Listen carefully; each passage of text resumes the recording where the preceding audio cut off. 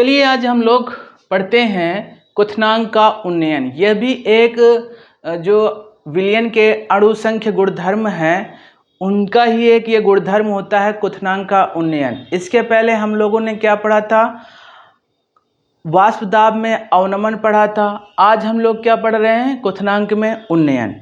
उन्नयन का मतलब है बढ़ना और मैंने बताया था अवनमन का मतलब है घटना। तो ये चीज़ें दिमाग में रखना है। ये क्वथनांक का उन्नयन होता क्या है? क्वथनांक उन्नयन से आप मैंने क्या बताया कि क्वथनांक उन्नयन, उन्नयन मीन्स बढ़ना, यानी कि जब क्वथनांक का क्या होगा, बढ़ेगा, तो उसका भाई क्वथनांक का उन्नयन कहलाएगा।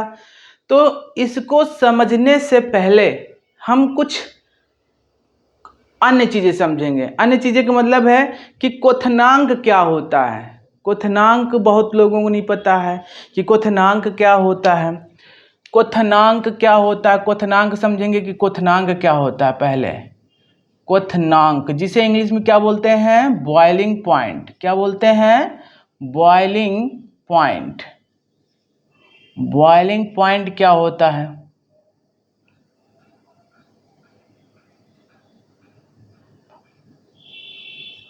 बॉइलिंग पॉइंट क्या होता है ये समझेंगे पहले। चलिए एक फिगर के माध्यम से समझते हैं। जैसे हमने एक बर्तन लिया या एक हमने पात्र लिया, कुछ भी कह दें, उसको हमने क्या किया? उसमें पानी भर दिया। क्या भर दिया? पानी भर दिया। ठीक है। फिर उसमें एक नीचे हमने क्या, उसको गैस जो होती है, गैस से इसको गर्म किया। ठीक है, गैस से इसको क्या किया? गर्म किया। ठीक, ये गर्म हो रहा है। तो पानी कुछ देर बाद क्या होगा भाई? खौलने लगेगा। खौलने लगेगा पानी कुछ देर बाद क्या होगा? खौलने लगेगा।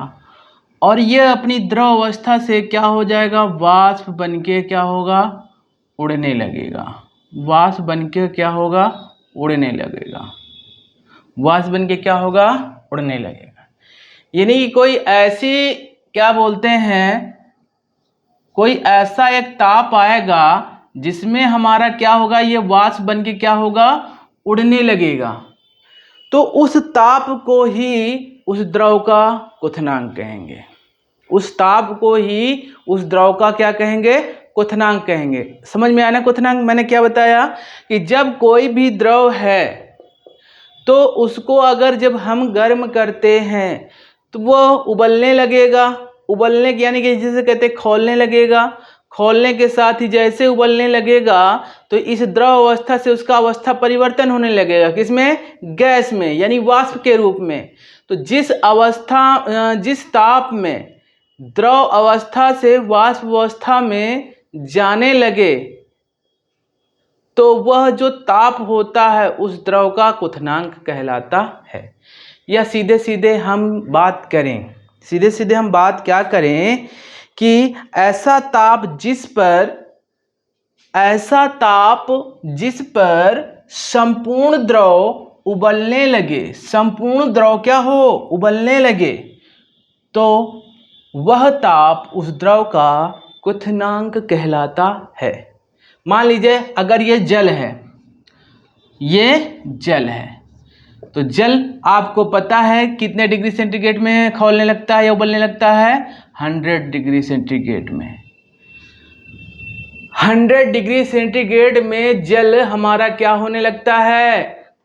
वाष्प में परिवर्तन, यानी उसका अवस्था का परिवर्तन, द्रव अवस्था से वाष्प अवस्था में परिवर्तन होने लगता है। किसका? जल का।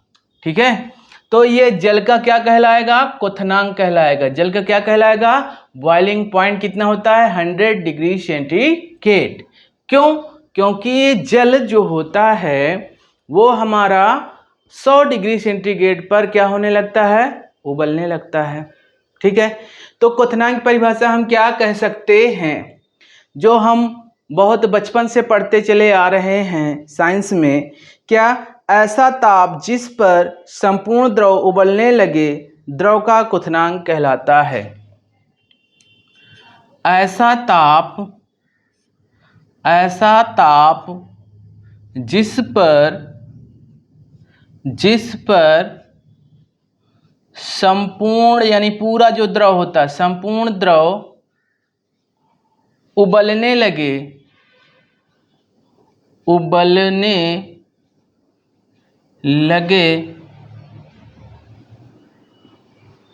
ऐसा ताप जिस पर संपूर्ण द्रव उबलने लगे, द्रव का क्वथनांक कहलाता है। उबलने लगे द्रव का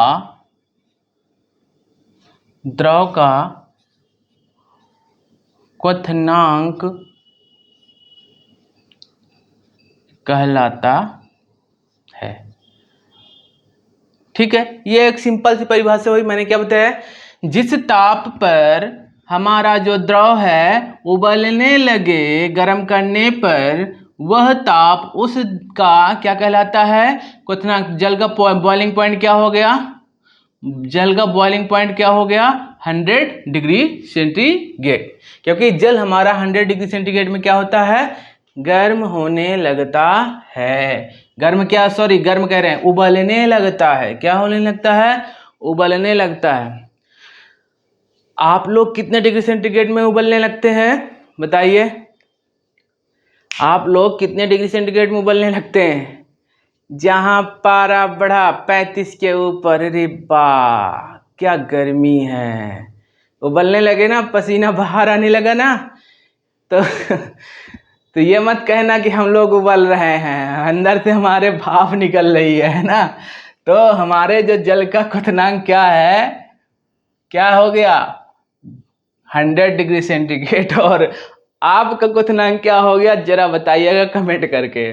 ठीक है, चलिए, ये तो हो गई एक हमारी साधारण जो हम लोग बनाए हैं, यानी कि क्या कहते हैं, एकदम साधारण लैंग्वेज में जो परिभाषा है हमारी, क्या है कि जब भी हम कोई द्रव को गर्म करते हैं तो जिस ताप पर द्रव हमारा पूर्ण रूप से उबलने लगे, भाप में परिवर्तित होने लगे, वह उसका क्या कहलाता है, क्वथनांक कहलाता है। ये सिंपल सी है, लेकिन हम केमिस्ट्री की भाषा में उसको कैसे समझाएंगे, है ना। केमिस्ट्री की भाषा में हम कैसे उसको समझाएंगे कि केमिस्ट्री की परिभाषा क्या होती है। ये भी केमिस्ट्री से रिलेटेड, लेकिन जो हमारी एक स्टैंडर्ड डिफिनीशन है वो क्या होती है, वो क्या होती है, चलिए समझते हैं। ये तो है हमारा क्या है, ठीक है, ये है हमारा जल उबल रहा है, और जल के ऊपर भाई क्या होगा, यहाँ पे मान लीजिए कहीं पर भी एटमॉस्फेयर प्रेशर होता है, यानी कि हमारा वायुमंडलीय दाब होता है, वायुमंडलीय दाब होता है। ये हमारा क्या मान लीजिए वायुमंडलीय दाब है।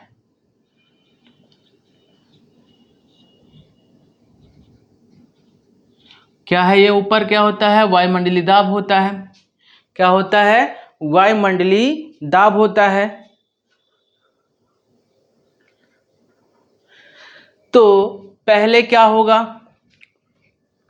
पहले क्या होगा कि भाई द्रव हमने गर्म किया, खौलने लगा, 100 डिग्री सेंटीग्रेड पर खौलने लगा। फिर क्या हो गया, जब वाष्प परिवर्तित होने लगा तो ये क्या होगा, धीरे धीरे धीरे धीरे धीरे धीरे धीरे धीरे कहाँ पहुँच जाएगा, कहाँ पहुँच जाएगा, वायुमंडल में। कहाँ पे पहुँच जाएगा, वायुमंडल में। कहाँ पहुँच जाएगा, वायुमंडल में।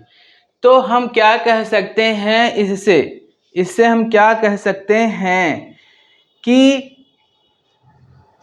जो द्रव का वाष्प दाब है, यानी कि जो द्रव का वाष्प दाब है वायुमंडलीय दाब के बराबर हो जाता है, तो उसे हम क्या कहते हैं, उस द्रव का क्वथनांक कहते हैं। क्या कहते हैं, उस द्रव का क्या कहते हैं, क्वथनांक। कब, जब द्रव का वाष्प दाब वायुमंडलीय दाब के बराबर हो जाए, जिस ताप पर, है ना। मान लीजिए जिस ताप पर हमारा क्या हो जाए, द्रव का जो वाष्प दाब है वायुमंडलीय के दाब पे बराबर हो जाए, तो वह ताप उस द्रव का क्या कहलाता है, क्वथनांक कहलाता है। तो ये जो हमारा जल है, जल को हम चाहे जितना खौला डालें वो उसका 100 डिग्री सेंटीग्रेड ही क्वथनांक होता है। चाहे जितना हम खौलाएं क्या होगा, क्योंकि यहाँ से जब भी हमारा अवस्था परिवर्तन चालू हो गया तो वह ताप बढ़ता नहीं है। दिमाग में रखिएगा, ये मत सोचो कि हम और तेज कर दें, है ना, गैस को एकदम फुल कर दें तो तुम सोचोगे इसका क्वथनांक बढ़ जाएगा, बढ़ेगा नहीं। वो क्या होगा उसका, क्योंकि उसका अवस्था परिवर्तन चालू हो गया, वो बस गैस में जल्दी से परिवर्तित होने लगेगा, ना कि ताप में परिवर्तन होगा। गैस में परिवर्तन होने लगेगा, वो द्रव से सीधा गैस में बनने लगेगा, गैस में बनने लगेगा। समझ में आया ना। ये मत सोचिएगा कि 100 है तो हम लाओ 110 हमारा हो जाएगा बॉइलिंग पॉइंट। 110 बॉइलिंग पॉइंट नहीं होगा। तो याद रखिएगा कि वह ताप जिस पर द्रव का वाष्प दाब वायुमंडलीय के वाष्प दाब के बराबर हो जाता है वह द्रव का क्वथनांक कहलाता है। ये किसके उसमें है, ये केमिस्ट्री की जो स्टैंडर्ड डिफिनीशन है वो है, क्या है कि ऐसा ताप जिस पर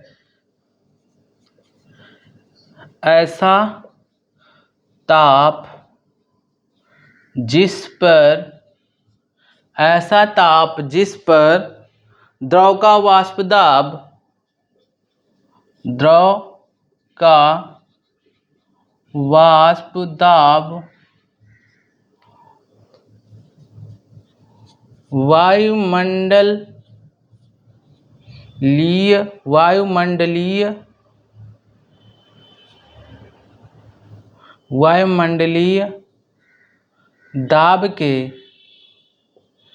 वायुमंडलीय दाब के ऐसा ताप जिस पर द्रव का वाष्प दाब वायुमंडलीय दाब के बराबर हो जाता है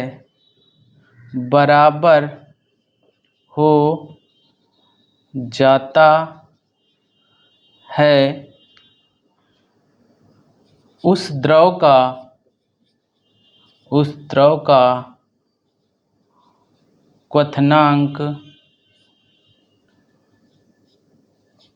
क्वथनांक कहलाता है।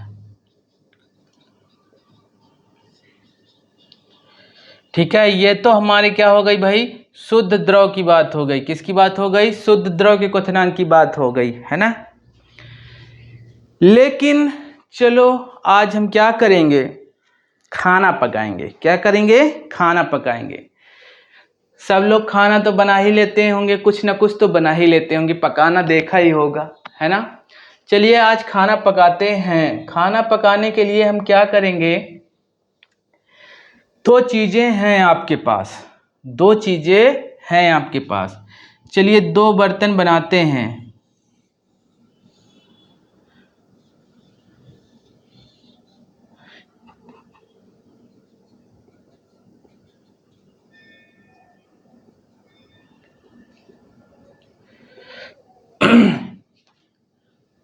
अभी इससे रिलेटेड करेंगे, ठीक है।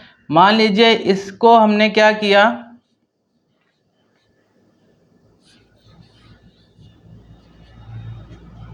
इसको हमने गरम किया, ठीक है। इसको हमने क्या किया, गरम किया। इसको जैसे ही हम गर्म कर रहे हैं और इसमें हमने मान लो डाल दिया 2-3 आलू डाल दी। क्या डाल दिया, आलू डाल दिया, क्योंकि आलू हमको उबालना है। आलू हमने उबाला, हमने क्या किया, टेम्परेचर दिया। हमने क्या किया, टेम्परेचर दिया हमने। तो क्या होगा भाई, पहले हमने ताप बढ़ाया, पहले हमने मान लो हमने क्या किया 10 दिया, फिर क्या दिया 20 दिया, फिर 30 दिया, फिर इसी तरह करते करते करते 80 हो गया, 90 हो गया और 100 हो गया। जैसे ही 100 आया, अभी तक क्या हो रहा था, इसको थोड़ी थोड़ी ऊष्मा हमको मिल रही थी। इसको थोड़ी थोड़ी ऊष्मा हमारी क्या हो रही थी, मिल रही थी। कब तक, जब तक 100 नहीं हुआ। और जैसे ही 100 हुआ तो यह द्रव हमारा क्या हुआ, अवस्था परिवर्तन करने लगा। अवस्था परिवर्तन करने लगा तो क्या होगा, हमारा गैस बनने लगेगी इसमें, यानी वाष्प के रूप में बाहर जाने लगेगा। और जैसे ही बाहर जाने लगेगा तो इसको जो ऊष्मा मिल रही थी अब वो ऊष्मा नहीं मिलेगी, ऊष्मा अब उसको नहीं मिलेगी। तो याद रखिए क्यों नहीं मिलेगी, क्योंकि अब अवस्था परिवर्तन चालू हो गया है। अवस्था परिवर्तन होने पर जो हमारे इसमें आलू है, जो इसमें हमारी क्या है, आलू है, उसको ऊष्मा नहीं मिल रही, क्या हो रही है, वो धीरे धीरे हमारी क्या होती है, जो जल है, जल का अवस्था परिवर्तन होने लग गया तो वो वाष्प में के रूप में बाहर होने लगे। इसीलिए हमारी जो आलू है वो क्या होगी, पक नहीं पाएगी और जल पहले ही खत्म हो जाएगा। ठीक है, चलिए अब दूसरी कंडीशन एक ये है। दूसरे कंडीशन में क्या किया हमने, इसको बंद कर दिया। दूसरे कंडीशन में क्या किया हमने, इसको क्या किया, बंद कर दिया। बंद कर दिया, बंद करने पर क्या होगा, यहाँ पे आलू पड़ी हुई है, यहाँ पे आलू पड़ी हुई है, और बंद करने पर क्या होगा,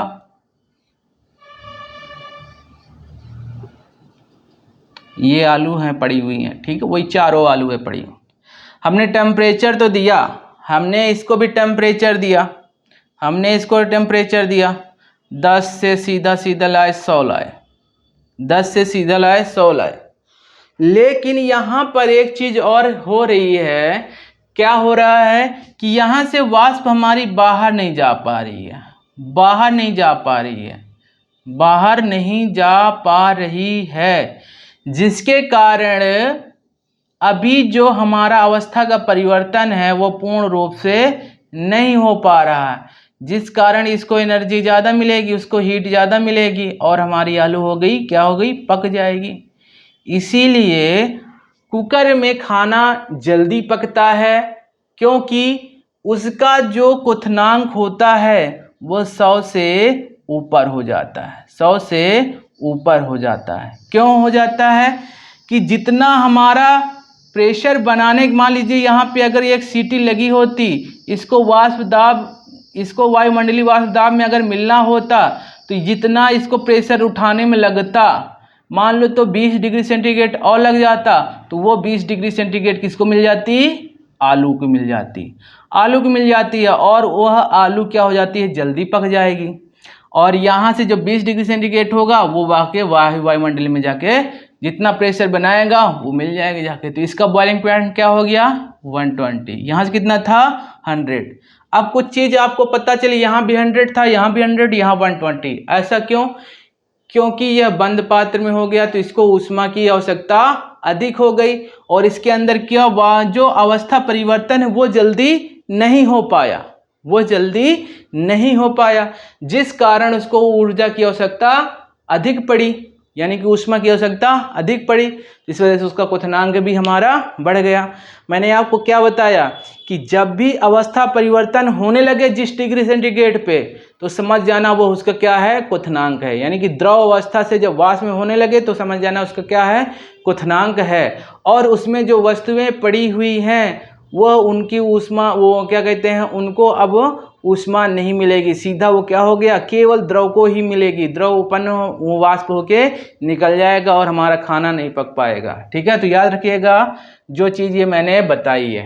ठीक है, चलिए अब एक और चीज़ समझते हैं। अब आते हैं अपने मेन पॉइंट। अभी यहाँ समझाना क्वथनांक, यहाँ 100 था, यहाँ कितना हो गया, 20, 120 हो गया, तो 20 की क्या हो गई, बढ़ोतरी हुई, तो ये जो बढ़ा है क्या हो गया, उन्नयन हुआ। क्या हुआ, उन्नयन। तो यही क्वथनांक का उन्नयन कहलाता है। ये तो हमारी सरल भाषा में हो गई। अब हमको अपने टॉपिक में आना, वो कैसे करेंगे। ठीक है, मान लेते हैं हमने एक बर्तन लिया, एक बर्तन लिया, एक बर्तन लिया,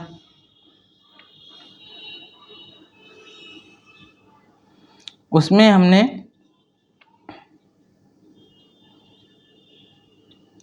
इसमें हमने शुद्ध विलायक भरा, शुद्ध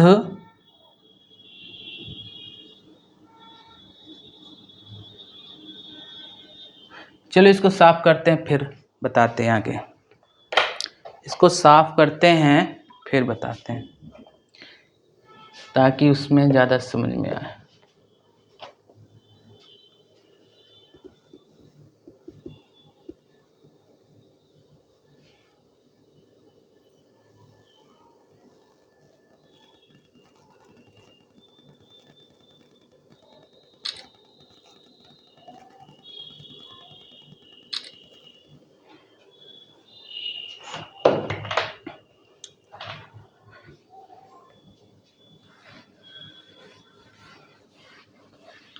अब आ जाते हैं हम अपने क्वथनांक के उन्नयन के बारे में बताएंगे। अब किसके बारे में बताएंगे? क्वथनांक के उन्नयन के बारे में बताएंगे।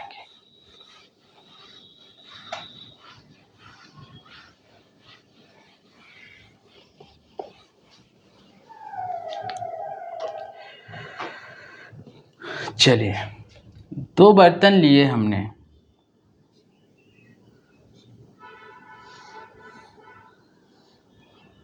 दोनों के ही ऊपर से ढका।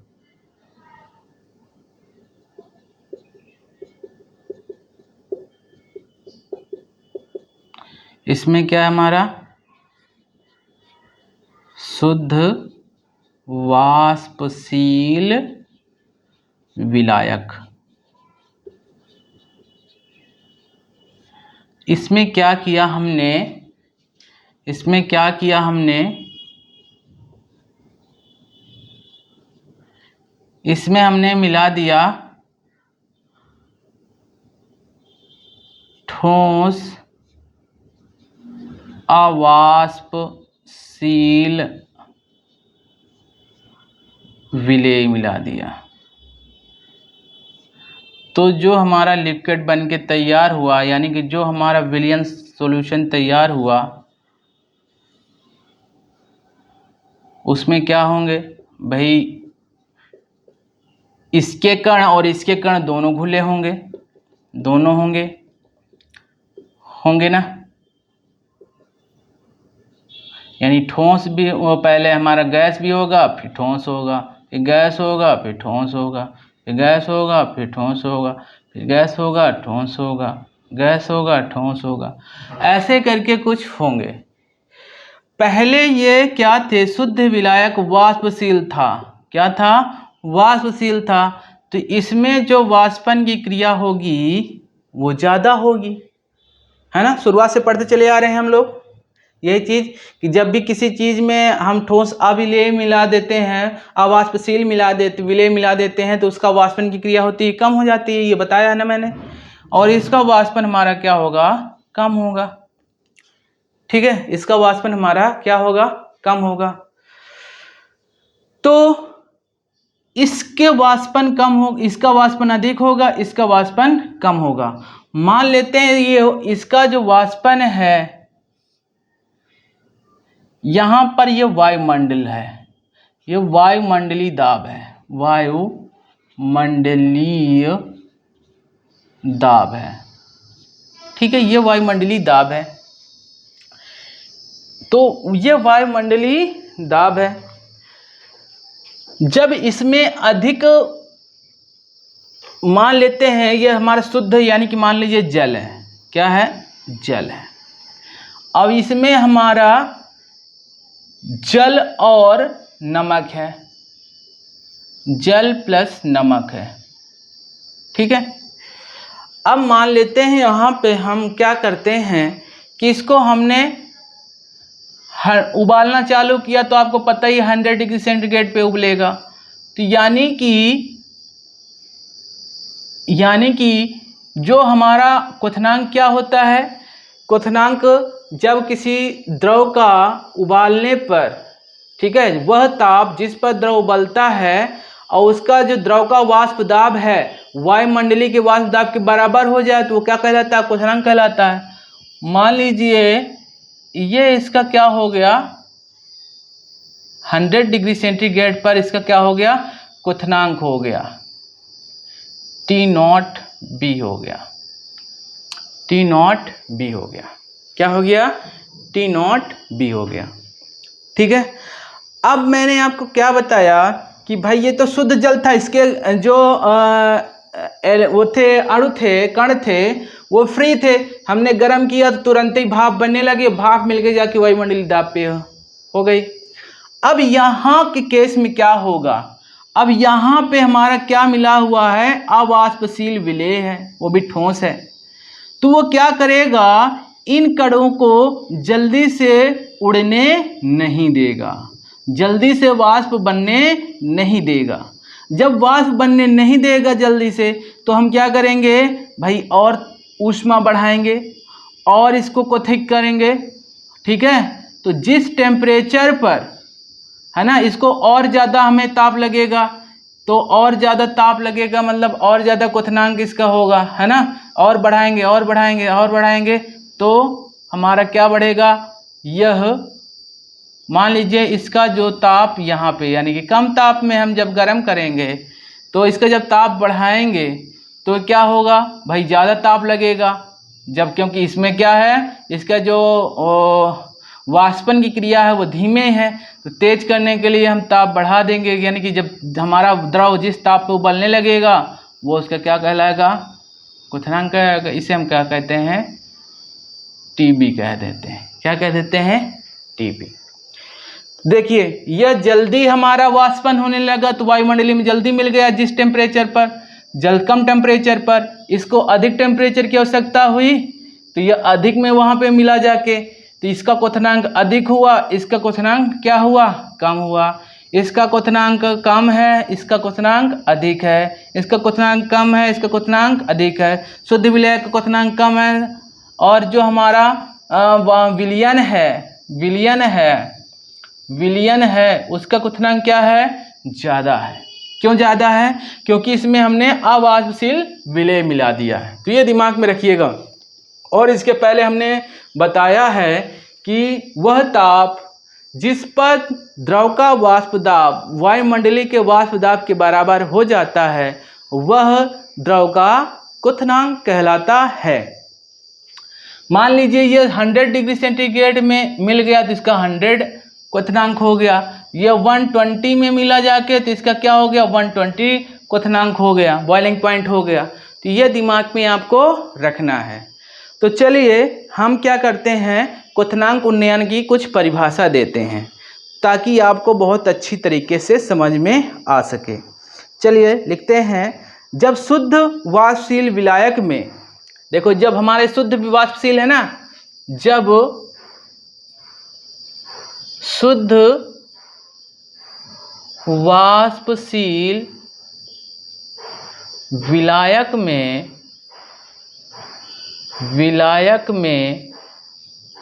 जब शुद्ध वाष्पशील विलायक में ठोस अवाष्पशील विलायक को मिलाया जाता है, ठोस अवाष्पशील विलेय को ठोस अवाष्पशील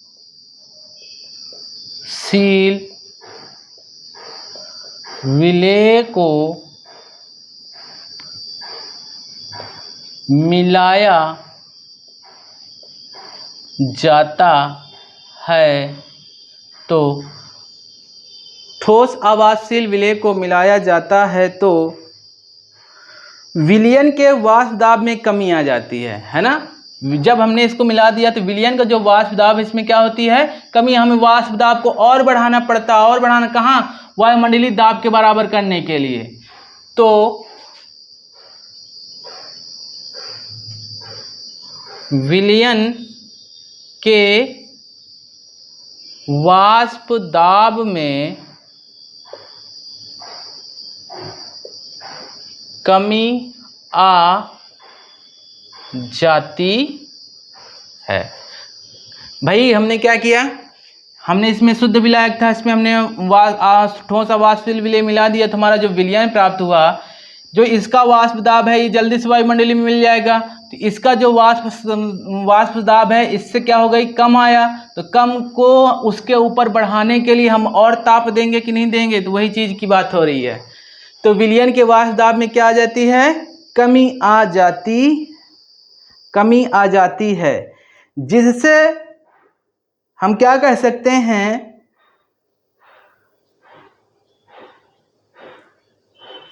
जिससे जो अब हमें ये जब ये हमारा वाष्प दाब है, इसके वाष्प दाब में क्या हो गई, हमने ये मिलाया तो वाष्प दाब में क्या हो गई, कमी आ गई।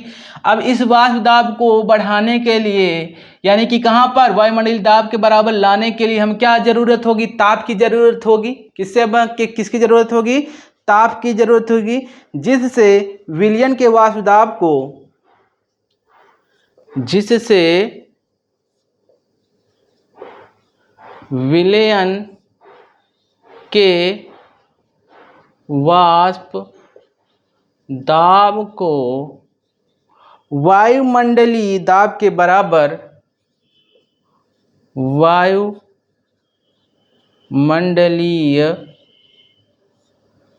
दाब के बराबर ले जाने के लिए और अधिक तापमान की आवश्यकता होगी, और अधिक तापमान की आवश्यकता होगी, और तापमान की क्या होगी? आवश्यकता होगी। अतः विलयन का क्वथनांक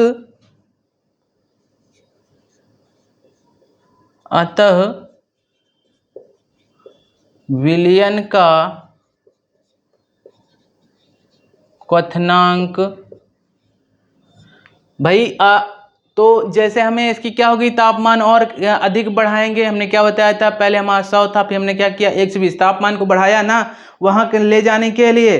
तो जो हमारा जो विलयन का क्वथनांक होगा शुद्ध विलायक से अधिक हो जाता है। जो विलयन का जो क्वथनांक है भाई, ताप बढ़ाएंगे तो क्या होगा, ताप, क्योंकि हमारा इसमें विद्युत जो हमारा क्या ठोस अपघट्य मिला हुआ है, तो हमारा क्या है, उसका वाष्पन की क्रिया हो गई, कम हो गई, यानी वाष्प दाब क्या हो गया, कम हो गया। तो इसको बढ़ाने के लिए हमने क्या बढ़ाया, ताप बढ़ा दिया, है ना, ताप बढ़ा दिया। तो अतः विलयन का क्वथनांक शुद्ध विलायक के क्वथनांक से शुद्ध विलायक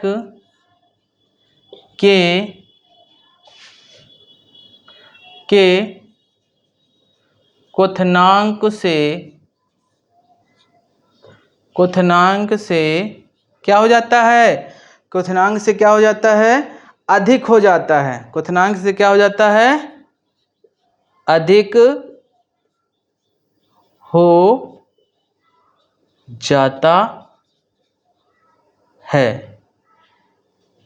इसे ही भाई क्वथनांक क्या हो गया, ताप बढ़ गया, तो हमने क्या कहा, क्वथनांक से अधिक हो जाता है। क्या हो जाता है हमारा, अतः जो क्वथनांक विलयन का क्वथनांक शुद्ध विलायक के क्वथनांक से क्या हो जाता है, अधिक। क्वथनांक में क्या हो गई, बढ़ोतरी हो गई। बढ़ोतरी को ही हम क्या कहते हैं, क्वथनांक का उन्नयन कहते हैं। इसे ही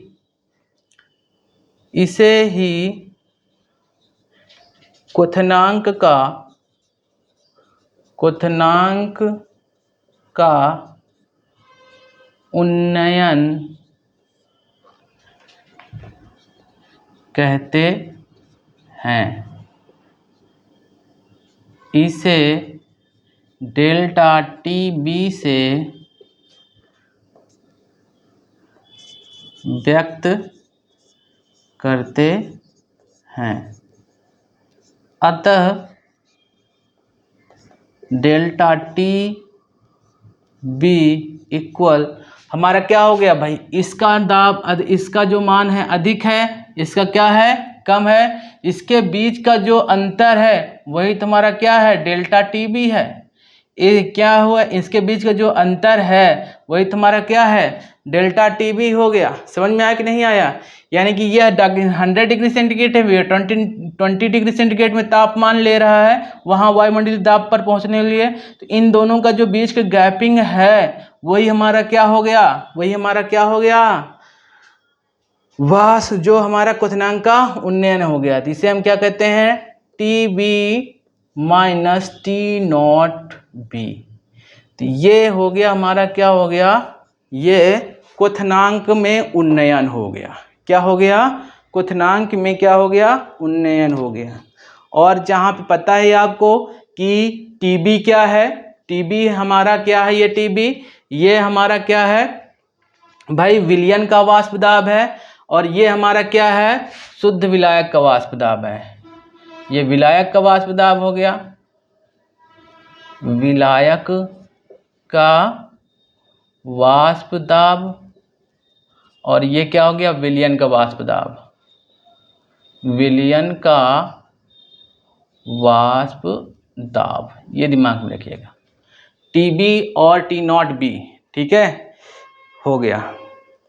चलिए इसके लिए व्यंजक प्राप्त करते हैं, जिससे हमारा जो विलेय का जो अणुभार है निकालने के लिए, या कभी कभी मात्रा पूछ लेता है निकालने के लिए, तो उसके लिए जो व्यंजक प्राप्त करना है वो कैसे प्राप्त करेंगे, ठीक है।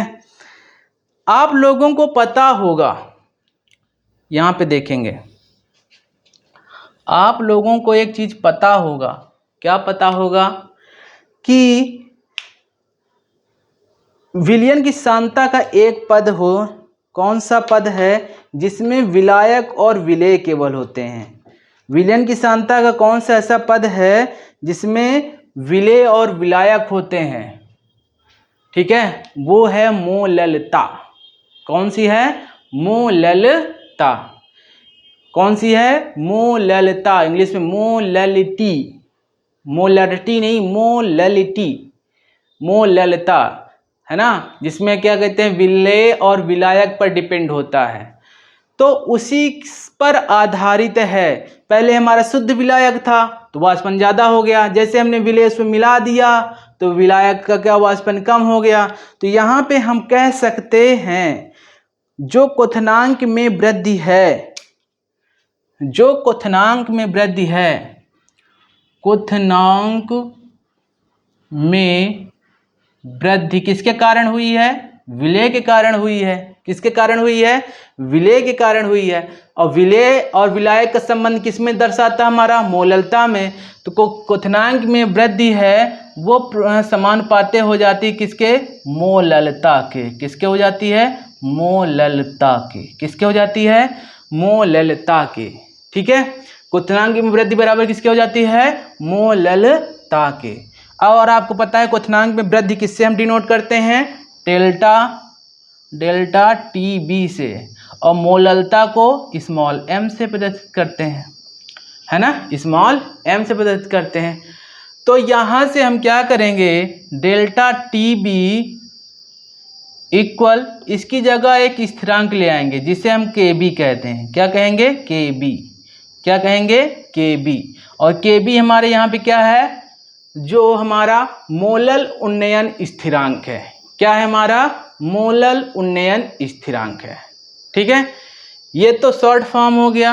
इसी को अगर हमें लॉन्ग करना हो तो आपको पता है, आपको पता है, इधर देखिएगा, मोललता बराबर होता क्या है, यानी m बराबर होता क्या है, m बराबर होता क्या है, हमने आपको बताया था, विलेय का द्रव्यमान या भार, विलेय का भार ग्राम में बटे विलेय का अणुभार, विलेय का अणुभार, अणुभार गुणे विलायक का भार।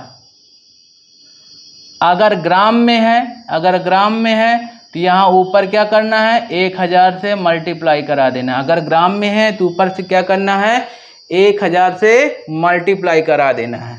और आपको पता है विलेय के भार को हम स्मॉल w से प्रदर्शित करते हैं, विलेय के अणुभार को स्मॉल m से प्रदर्शित करते हैं, और विलायक के जो भार होता है उसको कैपिटल W से प्रदर्शित करते हैं।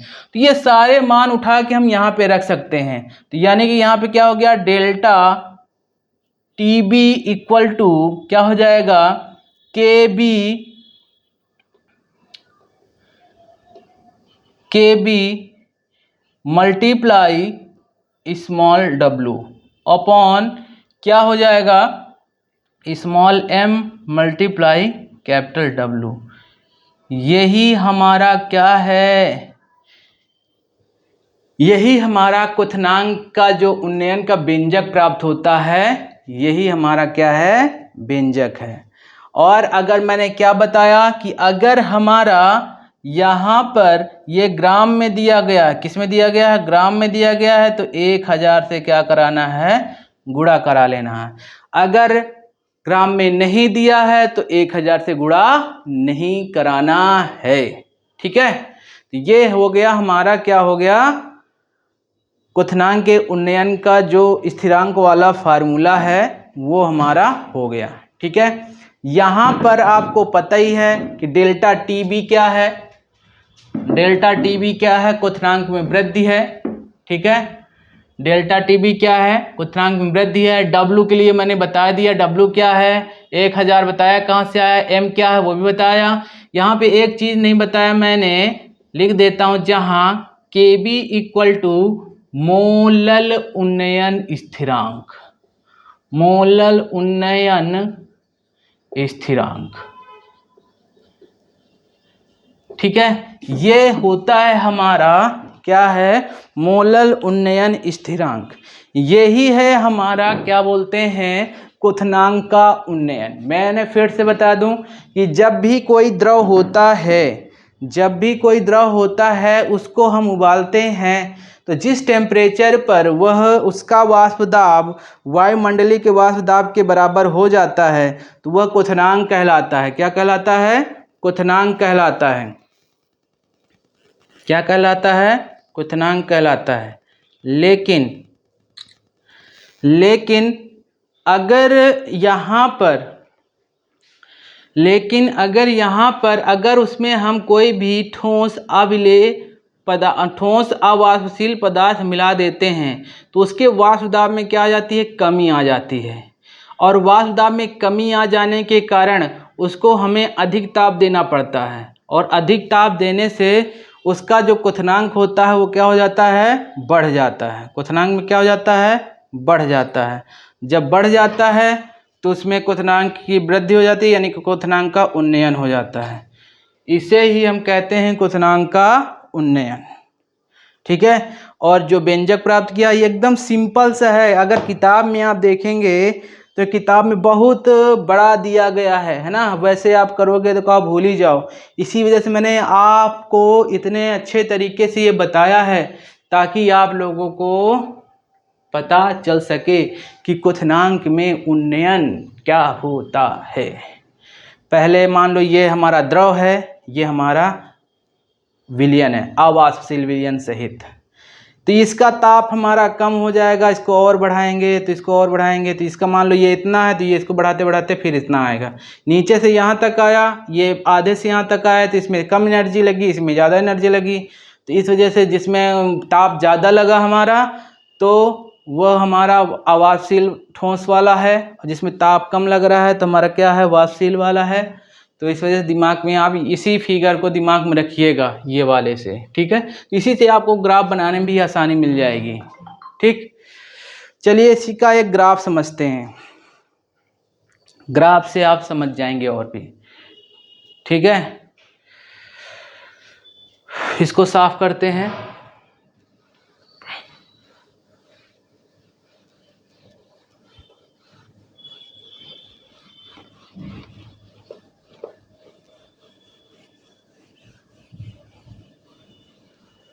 चलिए ग्राफ लेते हैं।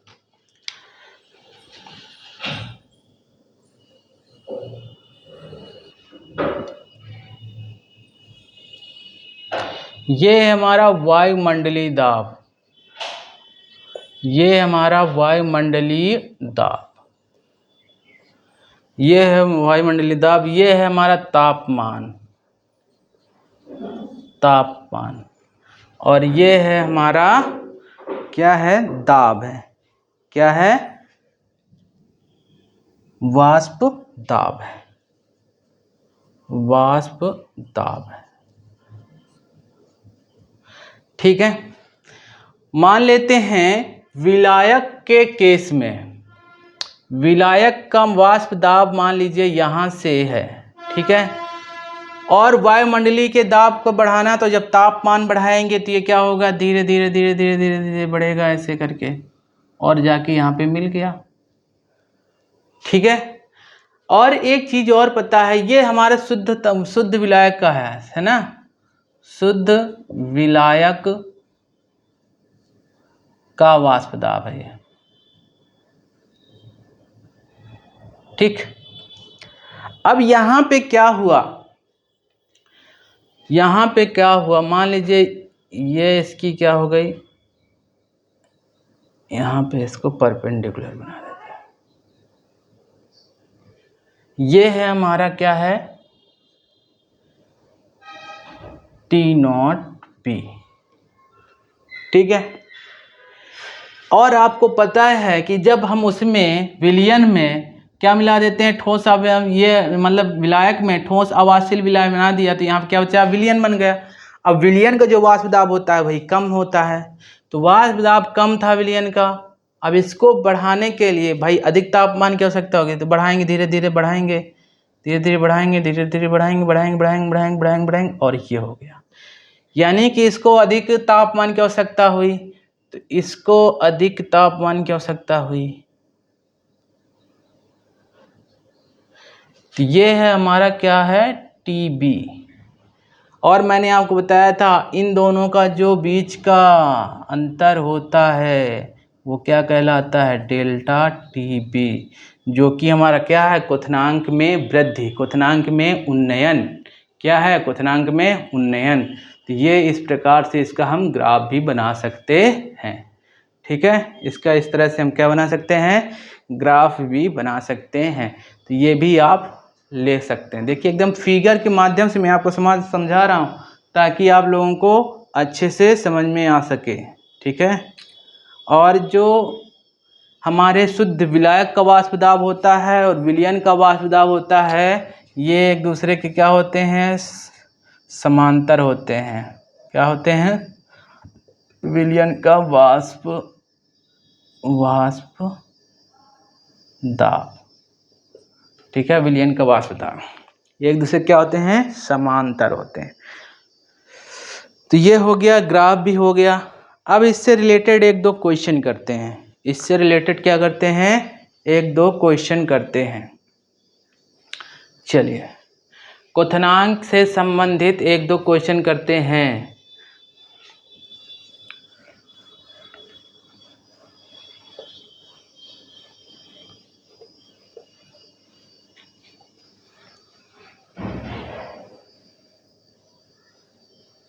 आज ये हमारा जो लेक्चर था 17.1 था, वो भी किस चैप्टर का, विलयन का, ठीक है। जिसने अन्य लेक्चर ना देखे हों तो वह जाके प्रत्येक लेक्चर को देखे, ताकि आपको छोटी छोटी चीज़ें पता चल सके। जिसमें आज इसमें मोललता आई, तो मोललता क्या होती है ये आप लोगों को जब मैंने सांता के पद बताए थे, तो सांता के पद बताए थे, तो सांता के पद में वो जाके वहाँ पे आप पढ़ सकते हैं। क्वथनांक के उन्नयन पर आधारित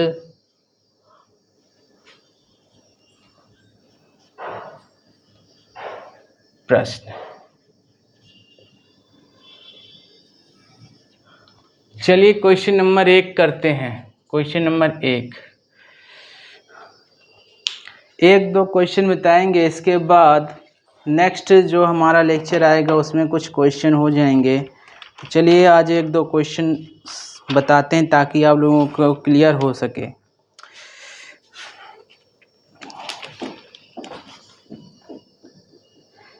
चलिए क्वेश्चन है हमारा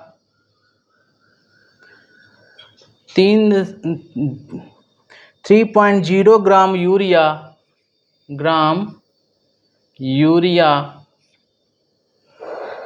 को 100 ग्राम जल में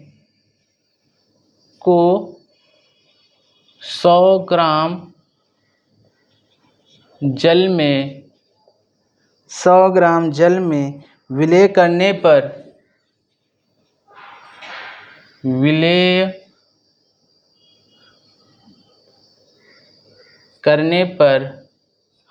100 ग्राम जल में विलय करने पर क्वथनांक में उन्नयन की गणना कीजिए।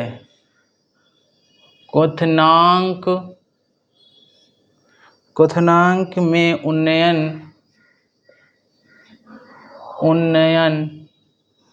की गणना कीजिए। जल के लिए मोलल उन्नयन स्थिरांक जल के लिए मोलल उन्नयन स्थिरांक, यानी कि जो Kb है उसका मान स्थिरांक 0.52 किलोग्राम प्रति मोल है। 0.52 किलोग्राम प्रति मोल है। तो चलते हैं, ठीक है। अब हल करते हैं। हल में आपको दिया क्या गया है, यूरिया दी गई है ना। तो यहाँ पे यूरिया यानी कि जो हमारा यूरिया क्या है, यहाँ पे विलेय है और जल हमारा क्या है, विलायक है। तो यहाँ पे लिखेंगे जल का द्रव्यमान बराबर कितना है, 100 ग्राम। इसे हम क्या बोलते थे, W, कैपिटल W, है ना। और हमारा यूरिया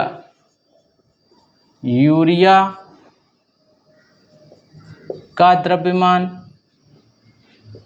इसको हम स्मॉल w से करते थे, कितना है, 3.0 ग्राम। अब यहाँ पे एक चीज़ और है, हमको विलेय का अणुभार भी चाहिए। विलेय क्या है, यूरिया। तो यूरिया का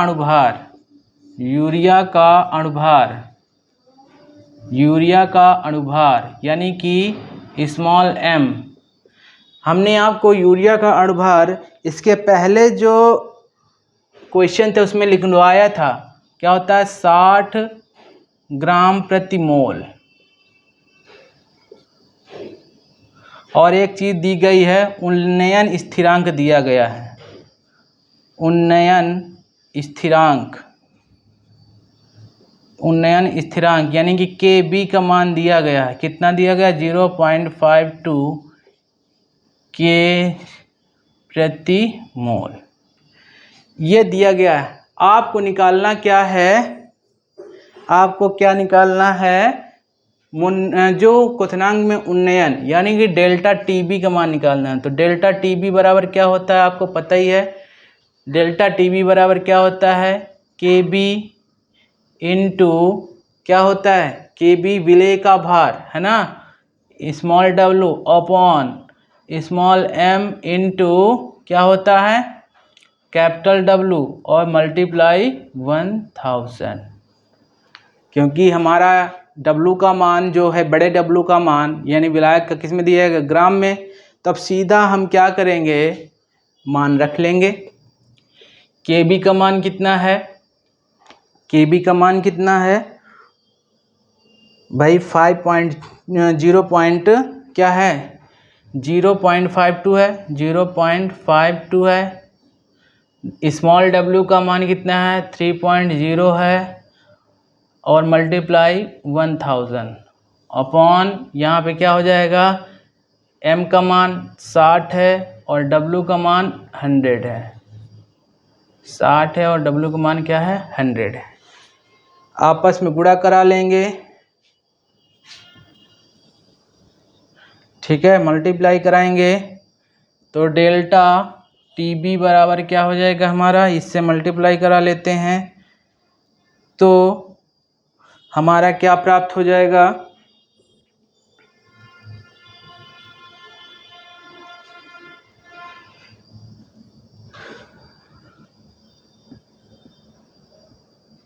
तीन दूनी 6, 3 पचे 15, ठीक है, ये आ गया हमारा मल्टीप्लाई कराने पर। अभी इसमें क्या करेंगे, पॉइंट है,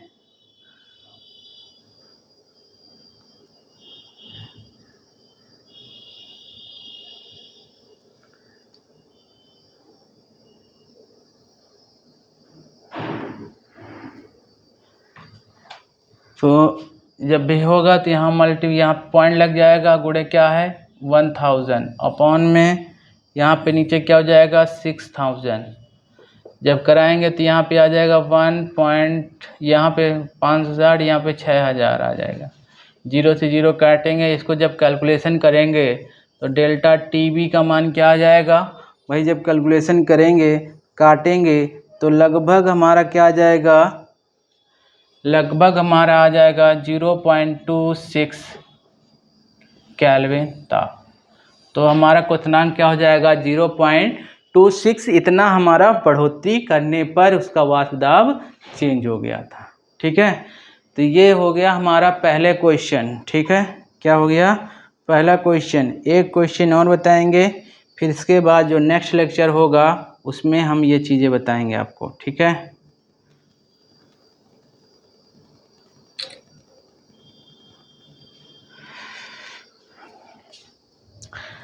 इसी प्रकार से एक क्वेश्चन और करते हैं। चलिए,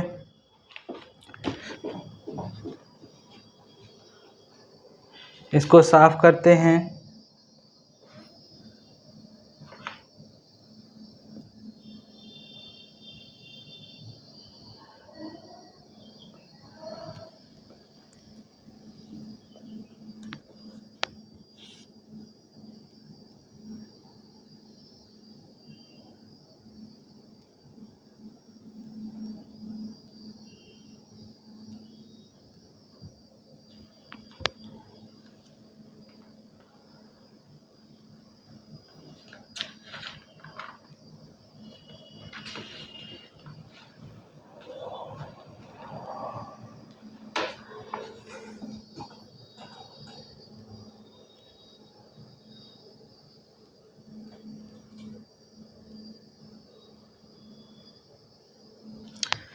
चलिए,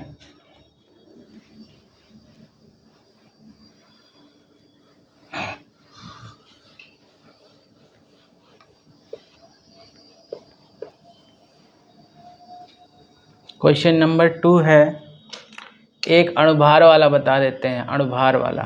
ठीक है, और बाकी जो नेक्स्ट और 4-5 क्वेश्चन हैं, ये आपका आया हुआ है 2020 में क्वेश्चन आया हुआ है। ठीक है, चलिए देखते हैं।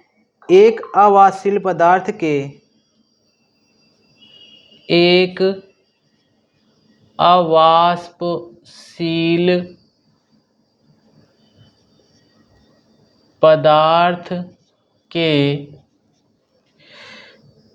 2.5 ग्राम को 100 ग्राम बेंजीन में घोलने पर, 100 ग्राम बेंजीन में घोलने पर, 100 ग्राम बेंजीन में घोलने पर क्वथनांक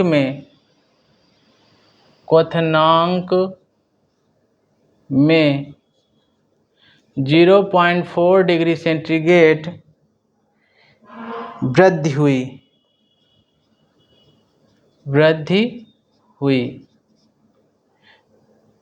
बेंजीन के लिए मोलल स्थिरांक, बेंजीन के लिए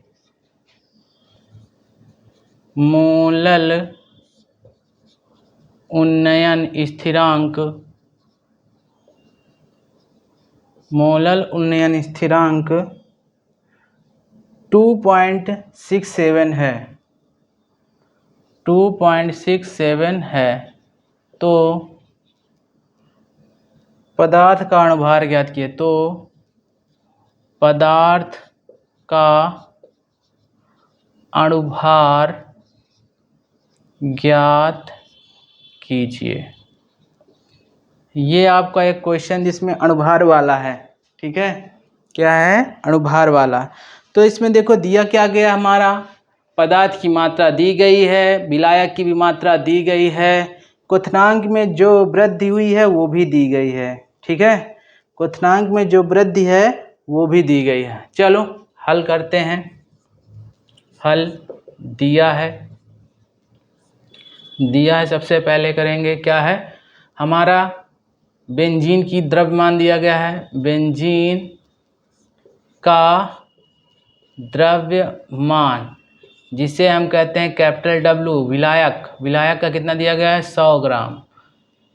अब यहाँ पे पदार्थ का निकाल लेंगे, पदार्थ का द्रव्यमान दिया गया है, द्रव्यमान यानी कि स्मॉल w दिया गया है कितना 2.5 ग्राम, और एक चीज़ दी गई है डेल्टा टी बी दिया गया है, क्वथनांक में उन्नयन दिया गया है 0.4 डिग्री सेंटीग्रेड, और के बी भी दिया गया है, कितना दिया गया है 2.67, है ना। तो हमको निकालना क्या है, स्मॉल m का मान निकालना है। फार्मूले से delta T B equal to क्या है हमारा यहाँ पे K B multiply small w multiply 1000, है ना, यही तो है 1000। और फिर उसके बाद नीचे क्या है हमारा small m into capital W। तो डेल्टा टी बी का मान 0.4 दिया गया है, के बी का मान दिया गया है 2.67, स्मॉल w का मान दिया गया है 2.5 मल्टीप्लाई 1000 अपॉन स्मॉल m का मान निकालना है, कैपिटल W का मान दिया गया 100। ठीक है, इसको हम उधर भेज देते हैं, तो स्मॉल m इक्वल टू क्या हो जाएगा 2.67 मल्टीप्लाई 2.5 मल्टीप्लाई 1000 अपॉन में यहाँ पे आ जाएगा 0.4 मल्टीप्लाई 100। ठीक है, तो यहाँ से क्या किया हमने, ये यहाँ से कैंसिल हो गया। ठीक है, यहाँ से कैंसिल हो गया ये, और जब कैलकुलेशन करेंगे, ठीक है, जब कैलकुलेशन करेंगे तो हमारा क्या आ जाएगा,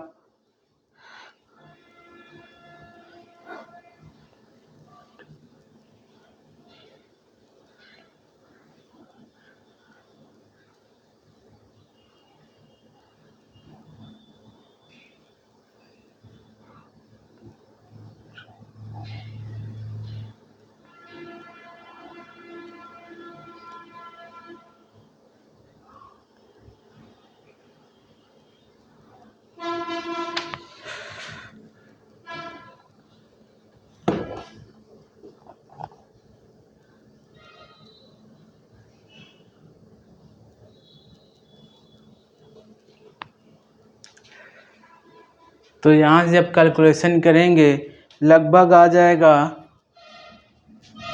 66.75 बटे क्या हो जाएगा 0.4। जब इसका हम कैलकुलेशन करेंगे यानी कि जब इससे भाग देंगे तो लगभग 166.9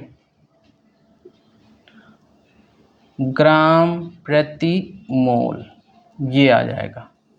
तो इस तरह से हम किसी भी पदार्थ का अणुभार ज्ञात कर सकते हैं, किसके, क्वथनांक के उन्नयन पर आधारित। ठीक है, ये दो क्वेश्चन थे, आप लोग करिएगा। ठीक है, आप लोग करिएगा इन क्वेश्चनों को, और एक आधे क्वेश्चन देखो मैं भी दे रहा हूँ आप लोगों को।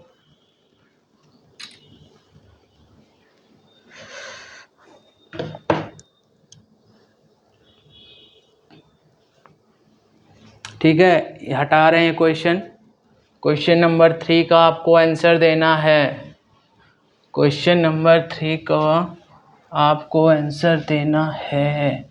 और आप लोगों ने आज खाना बनाना सीख लिया कि अगर हम बंद पात्र में कोई भी पदार्थ को रखते हैं तो वो जल्दी पक जाता है खुले पदार्थ की, वो खुले बर्तन की अपेक्षा। चलिए बेंजीन का क्वथनांक पढ़ते हैं। अगला क्वेश्चन है बेंजीन का क्वथनांक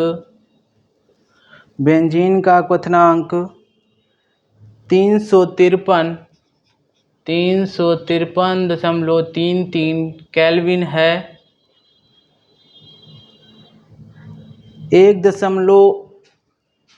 1.8 ग्राम अवाष्पशील विलेय को अवाष्पशील विलेय को 90 ग्राम आवासशील विलेय को 90 ग्राम बेंजीन में 90 ग्राम बेंजीन में विलेय करने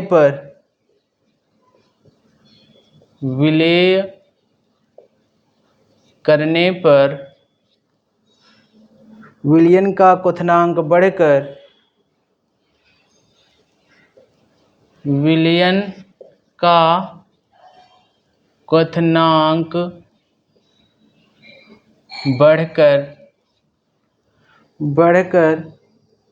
354.11 केल्विन हो जाता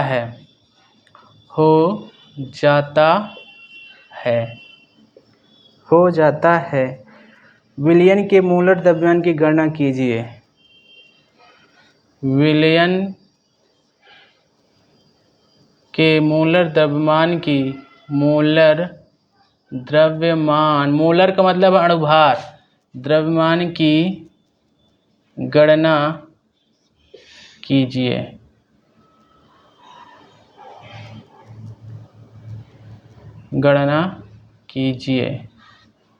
यदि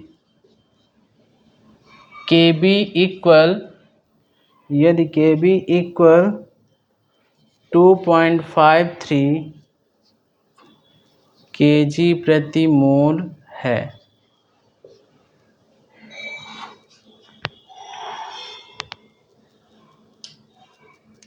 देखो यहाँ पर एक चीज़ मैं आप लोगों को हिंट दे रहा हूँ। ये हमारा यहाँ पे कहीं पर डेल्टा टी का मान नहीं दिया गया, लेकिन क्या दिया गया है, टी नॉट बी का मान दिया गया है, और यहाँ से क्या निकाला, टी बी का मान दिया गया है। तो याद रखिएगा, और आपने पढ़ा है delta T equal T B equal T B minus T nought B. तो यहाँ से हम डेल्टा टी बी का मान निकाल सकते हैं, और बाकी का क्वेश्चन सेम उसी प्रकार का है। तो आज की क्लास यहीं पे समाप्त होती है, और इसके जो अन्य आए हुए एग्जाम्पल हैं वो हम नेक्स्ट लेक्चर पर देंगे। ठीक है, तो आप लोग जो ये क्वेश्चन बताए गए हैं और जो डिफरेंस बताया गया है किसके बीच में, वाष्प दाबों के बीच में, कि आवासशील अनुघट्ट मिला देंगे तो क्या होगा, और उसको क्या मिला देंगे तो नहीं मिलाएंगे तो क्या हो गया, वाष्पन क्रिया ज़्यादा होगी, है ना। तो उसी पर डिपेंड है हमारा क्वथनांक में उन्नयन। तो मैंने आज आपको क्वथनांक पढ़ाया है, क्वथनांक की परिभाषा क्या होती है, स्टैंडर्ड भी डिफिनेशन मैंने आपको बताई, है ना। तो ये चीज़ें जो हैं आपको बताया गया है, इसको अच्छे से पढ़िएगा और सॉल्व करिएगा क्वेश्चन, और क्वेश्चन का आंसर ज़रूर दीजिएगा। ठीक है, क्वेश्चन का आंसर ज़रूर दीजिएगा।